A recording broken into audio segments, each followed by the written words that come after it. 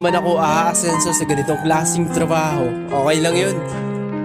Pero isa lang tinitiyak ko, hindi magugutom pamilya ko.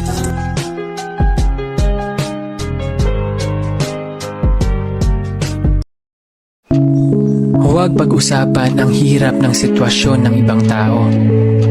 Lalo na kung puro panghusga ang mapupuna mo sa kanila. Oo, madaling magsalita lalo't hindi ikaw yung nasa sitwasyon nila. Hindi man sila makaahon sa kahirapan ngayon, hayaan mo sila.